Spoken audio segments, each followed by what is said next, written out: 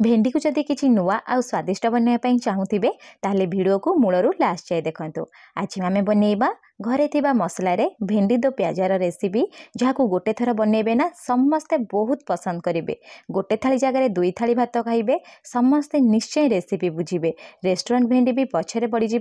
नमस्कार, प्रतिदिन रोसई को आपण मानकु अनेक अनेक स्वागत।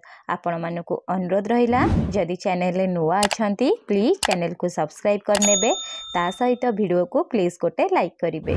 भेंडी रो रेसिपी बनया पई मु एठी 250 ग्राम रो भेंडी नेछि। प्रथमे कौन करिया ना भेंडी को काटिबा आगुरु भल से धोई नबा। धोई नै साला परे गोटे सुखिला कनारे पोछि नेबे। भेंडी जदि किछि पानी रहि जाइथिबो ना आमे तो काटिबा सेतले कोन हबो ना लालुआ लागिबो। सेति प्रथमे धोईकी पोछिकी ही काटिबे। आ काटि साला परे भेंडी को जमा धोइबेनी। देखि पारुथिबे मते सबु भेंडी को काटि नेछि। काटि नै साला परे एमति गोटे बड़ जागा रे देई दबा जहा फले हमको गोळेया पई सहज हबो। एठी मु कोन करछि ना 2 चामच देई दोछि अदा रसुन रो पेस्ट। ता सहित एठी हमें कोन करिया ना स्वाद हिसाब रे लूण दबा। केवल भेंडी को देखिकी ही लूण देबे। मसला पई हमें अलगा लूण यूज करिबा। ता सहित कलर पई आधा चामच मु देई दोछि हळदी गुंड। ता सहित आधा चामच मुठी दे देबी लंका गुंड। एबे हमें कौन करवा ना आधा चामच दे दबा धनिया गुंड। ता सहित गोटे बड़ चामच एठी हमें दे दबा बेसन। एतिकी प्रथम हमें दबा। दे सारा पर एठी हमें कौन करवा ना आकु टिके भल से मिसई नबा।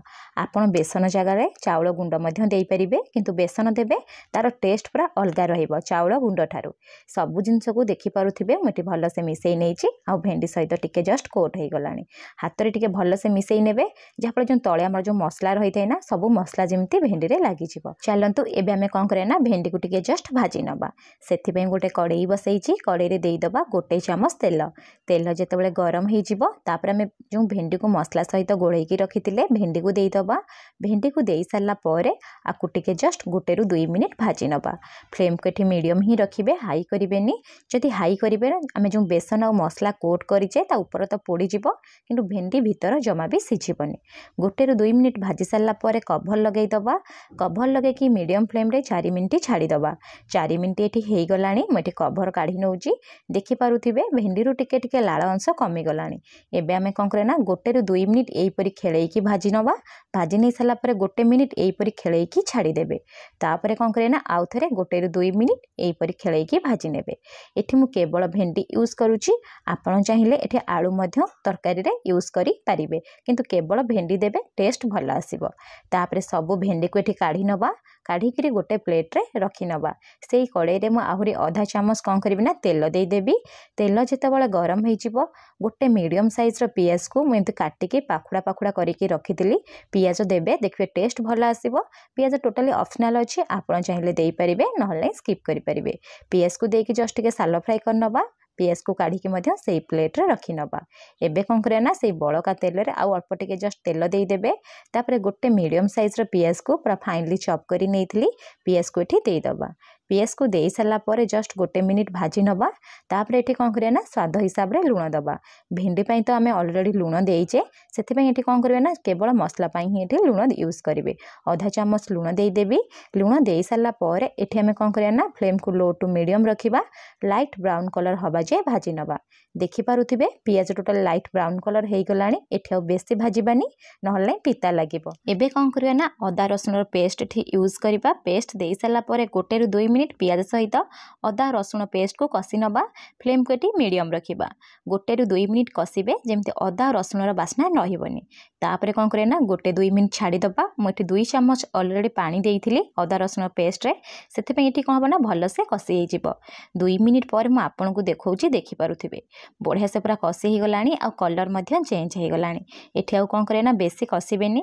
गोटे मीडियम साइज रो टमाटो को एठी पेस्ट बनै रखिथिली। टमाटर पेस्ट दे दोची। आपण चाहिले एठी टमाटो को पूरा छोट छोट पीस रे काटी के मध्य देई परिबे। देई साला परे एठी हमें कोन करे ना गोटे रु 2 मिनिट कसी नबा।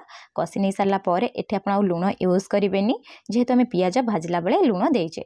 जदि आपण सेतळे लूण देई नथिबे एई टाइम रे ताहले लूण देई परिबे। फ्लेम को मीडियम रखिबा। मीडियम फ्लेम रे कवर कर नबा। कवर करिके 2 रु 3 मिनिट एठी छाड़ी दबा। 2 रु 3 मिनिट हेई गलानी। मु एठी आपण को कवर काढी की देखै दउची, देखि पारुथिबे।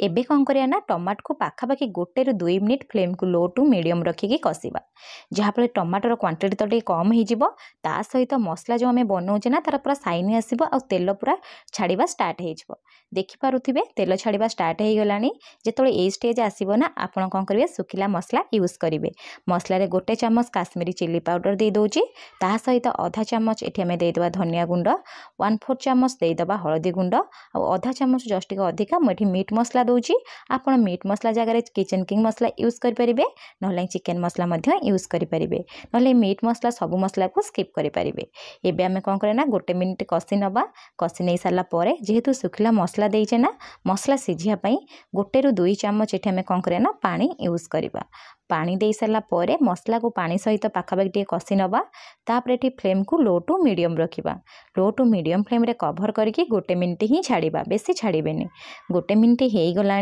मुझे कभर काढ़ी आपण मानक देखई दूची जेहेतु आम ये सुखिला मसला यूज करें ना जदि बेसी मिनिट छाड़े मसला तलू पूरा लगिज एबे आम गोटे मिनिट भलसे टे कषि नवा आ मसलार साइनिंग देखो पूरा परफेक्ट आसला कषि सारापर ये आप कौन करेंगे ना गोटे बड़ मीडियम साइज टमाटो को बड़ बड़ पीस रे काटिक देवे जहाँफल तरकारी लुक तो भल आसो पूरा रेस्टोरेंट परी आ टेस्ट टे खटा खटा लगे आपड़ चाहिए ए प्रोसेसटा करेंगे ना स्किप करेंगे तापर देखो टमाटो देके गोटे मिनिट कषि नहीं तापर गोटे मिनिट छाड़ी देती एबे आम कौन करें टमाटो को टिके भलसे मिसई नवा एठी जो टमाटो को आप सीझेबे ना पूरा एमती गोटा गोटा रोथिबो किंतु भीतर पूरा सीझी जाइतिबो कंचा स्मेल जमा भी टमाटर आसीबनी सेही हिसाब रे आपण एठी कौन करेंगे ना कषिबे तापर एठी कौन करें ना भाजिकी रखिथिबा भेंडी और पियाज को देदबा भेंडी पियाज दे सारा पर 1 ରୁ 2 मिनिट ये आम कौन करें ना भलसे टिके कषि नवा कषि सारापर ये आप कौन करेंगे ना फ्लेम को मीडियम रखिए मीडियम फ्लेम रे 1 ରୁ 2 मिनिट छाड़ीदेवे